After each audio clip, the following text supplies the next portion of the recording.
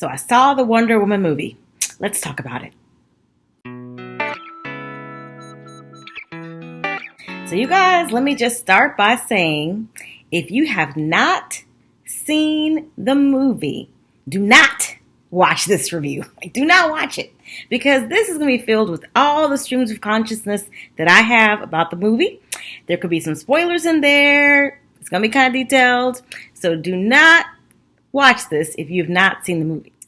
Okay, so I don't typically go to movies because I have a short attention span. And I don't really like to sit in a theater for 2 hours and plus. But I liked Wonder Woman growing up, so I decided to go see this movie. And I liked it. Like, let me just say that out the gate, I liked the movie.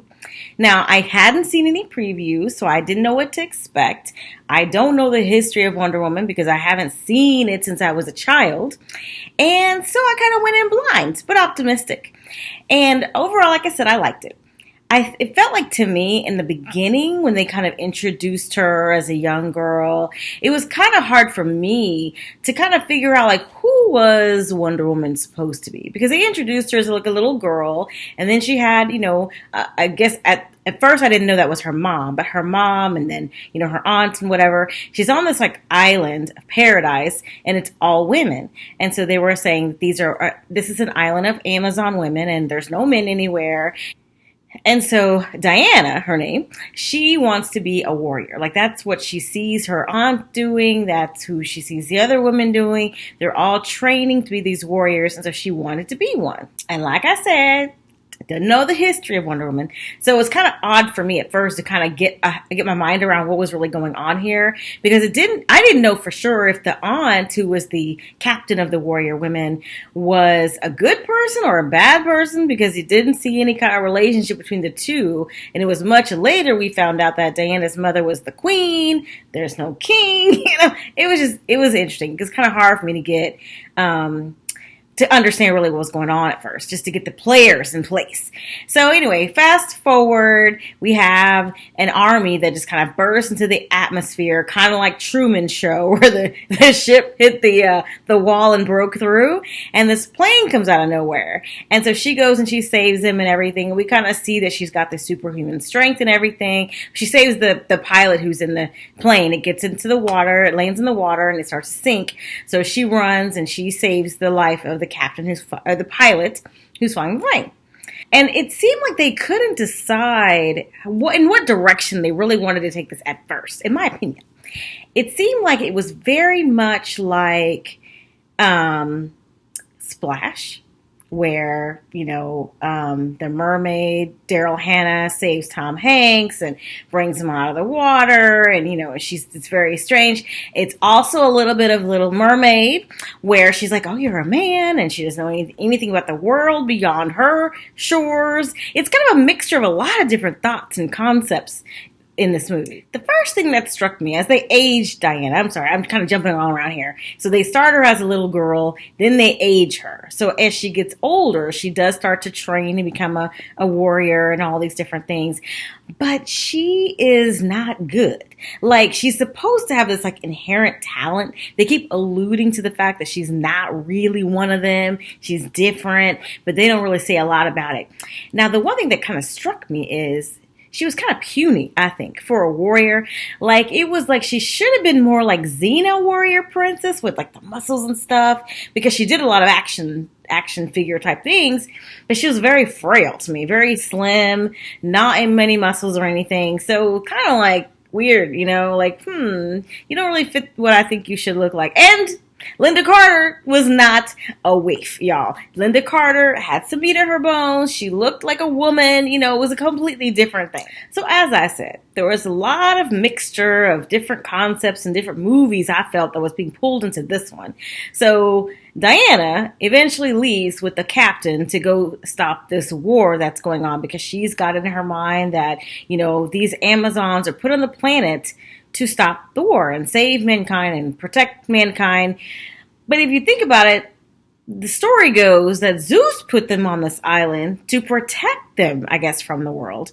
But then they were there to protect the world. It's kind of weird, and also the way that ship just kind of the plane broke into the atmosphere, and then the ship just easily found where they were, and they had this huge battle. It was kind of sad. Like I said, I'm jumping around, I know. It was kind of sad, when they had the first battle of the Germans against the Amazon women, because it was almost like two different time periods. These Amazon women are stuck in the past, where they were like cowboys and Indians with their bow and arrows and their horses, and then you've got, and this is what happened in history, we got these people coming in where they have guns, and they like mow down the people, because, an arrow and a gun, who do you think's gonna win, So it was kind of tragic, and it seemed uneven, and I was kind of disappointed because, like I said, they didn't really, to me, flesh out very well who the Amazons were. Were they goddesses? Were they humans? Like, what were they supposed to be? So I guess my expectation was,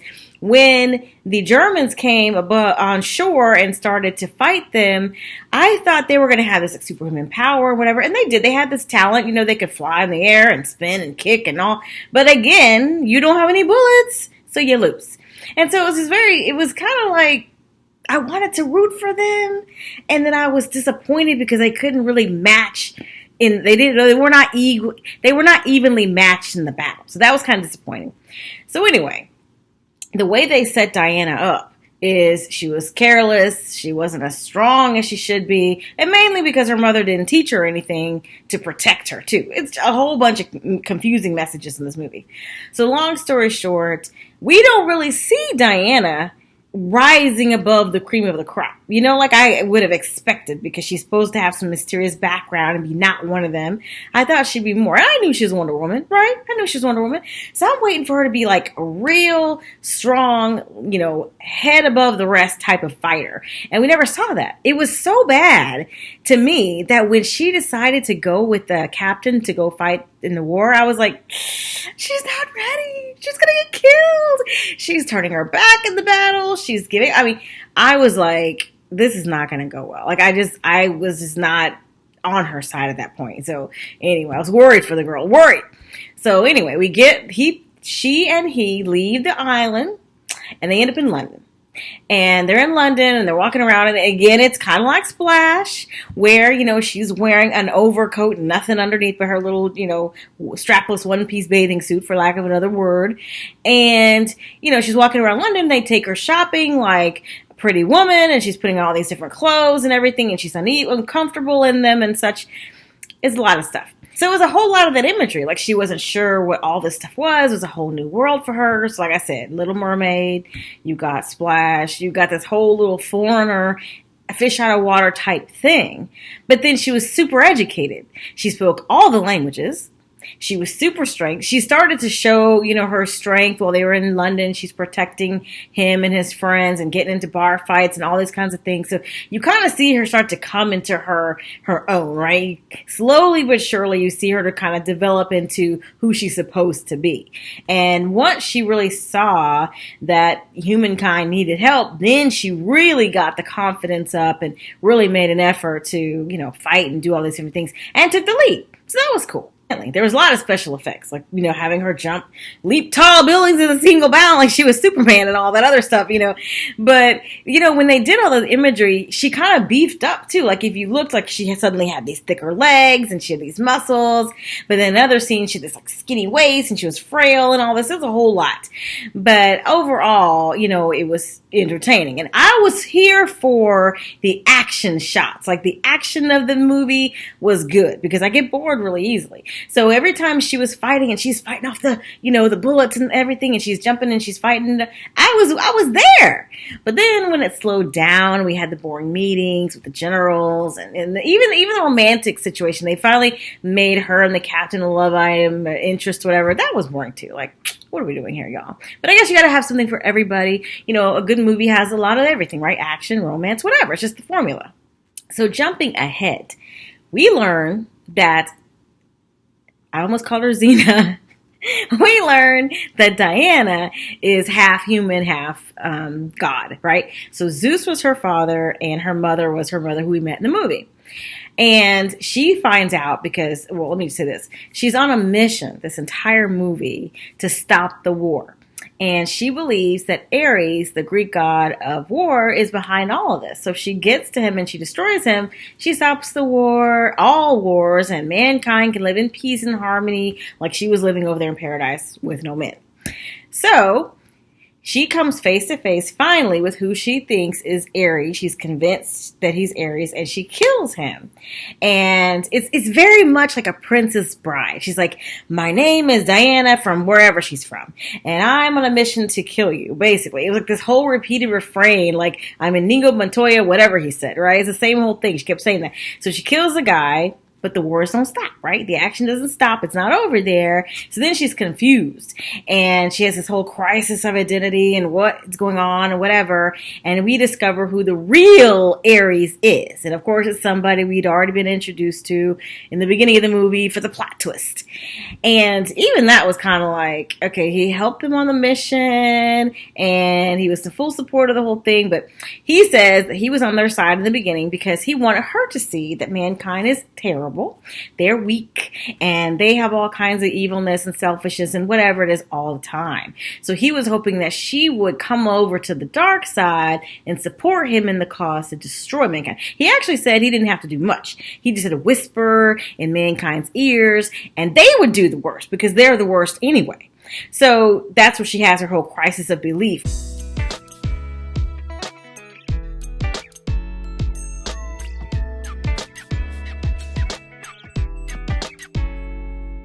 Who am I now? And what are you saying? And they're, brother and sister because her father is Zeus and his father is Zeus and whatever.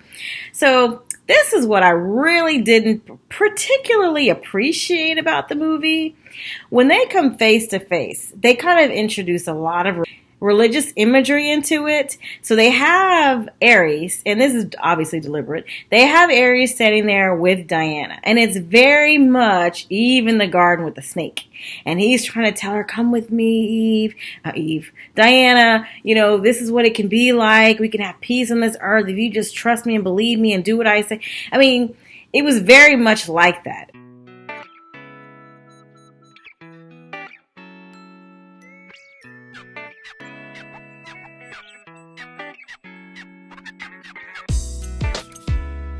And what I didn't like, that part I didn't care about much, but what I didn't like is that when she starts to figure out, initially who he is, she's like, oh, you're Ares. He kept saying, I am.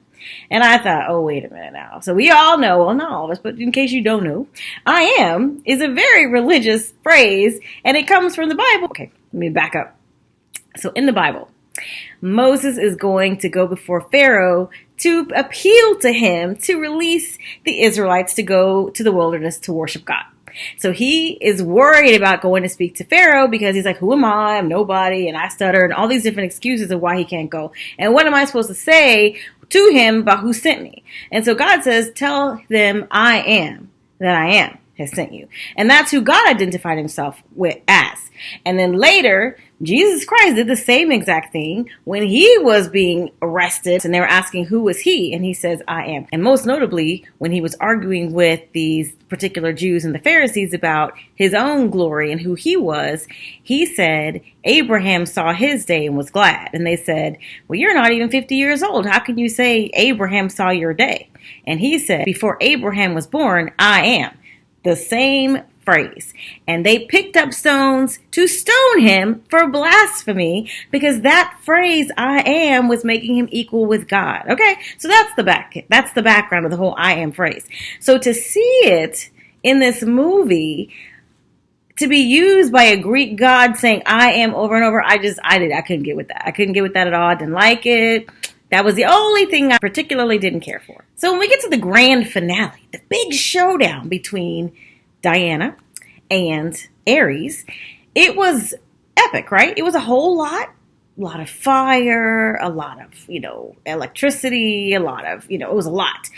And I felt like I'd seen it before. Like they had this whole scene where everything kind of blows up and then things start getting pieced back together again. And they had Ares, he morphed into this whole huge, animal. He looked kind of like a bull, but on two legs. And I couldn't tell if what he put on was steel or what it was, but whatever it was strong enough to really kind of, give Wonder Woman a run for her money.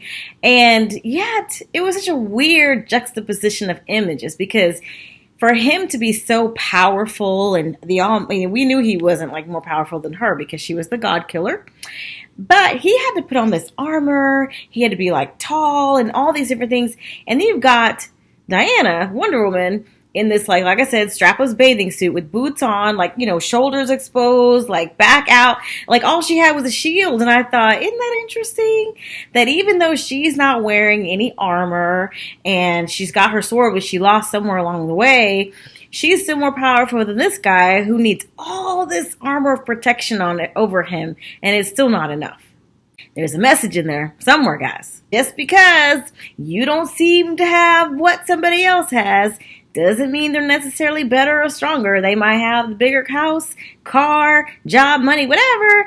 But if you're on the side of right, you're still gonna prevail.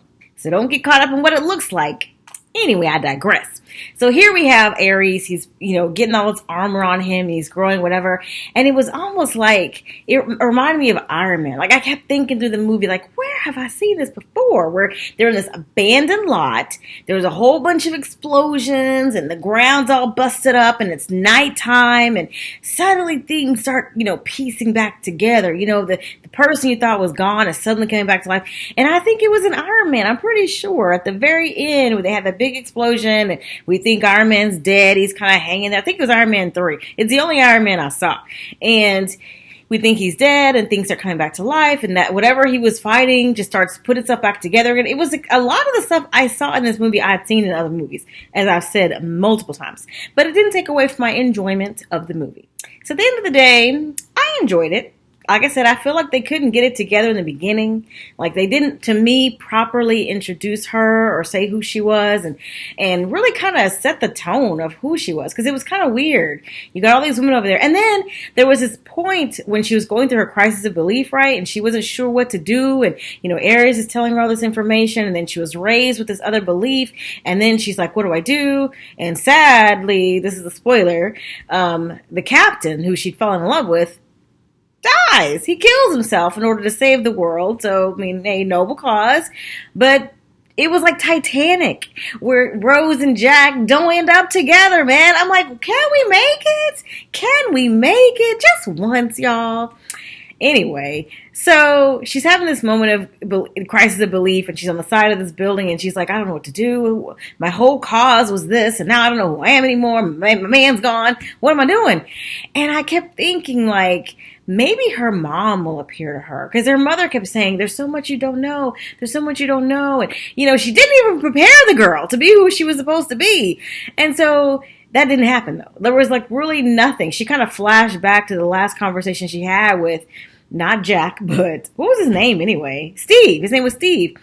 And, he told her he loved her. And so that was what made all the difference. Because she was broken down, losing the battle against Ares, and she finally understood what Steve, I almost said Jack again, what Steve was telling her, that he loved her, that he was going to save the world for one day, because he was going to kill himself, but she could save the world forever, okay? So that gave her all the strength she needed. She went out, she defeated Ares in a blaze of glory, and I was there for it. I loved it. It was a great finale.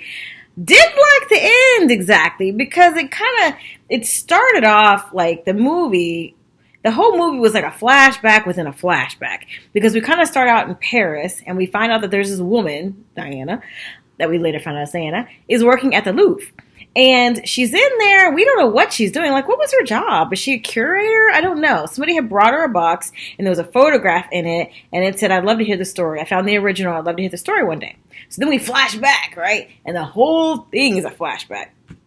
And then we go back to where she gets, where she's standing in there looking at the picture or whatever, and she puts it away. And I'm just like, okay, what is she doing in the museum? Like, she says she still fights crime, so like her job by day is a museum curator, and then by night she is Wonder Woman. I mean, like I said, I haven't seen Wonder Woman since I was a child, and I don't know the backstory, so I'm sorry for you guys if you are deep fans and you're expecting more from this review. This is my honest feedback of the movie. I did like it, but there were a lot of pieces that I felt needed to be filled in, a lot of holes that I felt needed to be filled in.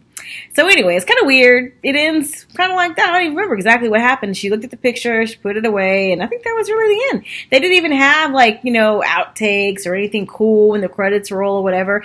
And I did not see, I kept thinking, let me check this out real quick before I say this. Okay, so I kept thinking that maybe there'd be a cameo of Linda Carter in the movie. If you saw her and she was in there, let me know in the comments below. Because I didn't see anybody who even looked like her, not even in disguise. I probably missed her. Speaking of disguises or whatever, there was a character in there, Dr. Poison, and she wore like a mask or whatever, and to me she kind of looked like Ali Sheedy. Did she look like Ali Sheedy to anybody else? She just kind of reminded me of her. But anyway, I digress again. I was hoping to see like a cameo of the Linda Carter playing something, but well, you know what? I wonder if she was the mom, because now that I think about it, she kind of did look a little Linda Carter-esque. Let me look that up. Okay, so I don't think she was in there anywhere. So if you saw her or whatever, I looked it up online, didn't see anything about her being in the movie, but I think that's a miss. And maybe she didn't want to do it. I don't know. But that would have been so cool to see her in there. Even at her, I don't know. But it would have been cool. The other thing I forgot to mention before I close this little review down is, did Linda Carter have an accent in Wonder Woman? I don't remember her having an accent, but they gave her an accent. And in the beginning of the movie, it sounded Spanish. But then she's living in France, so I'm so lost. And maybe because she spoke all the languages, she had an accent. But I don't remember the television version having an accent. Anyway, minor point, not a big deal. Thought it was interesting. So anyway, that's my review of the Wonder Woman movie. I enjoyed it. I'd love for you guys to share your thoughts with me about what you thought about the movie. And we can just talk about it in the comments below. So thank you for watching, guys. And I really appreciate your feedback. Please give this video a thumbs up if you enjoyed the review, and I'll see you in the next one. Bye.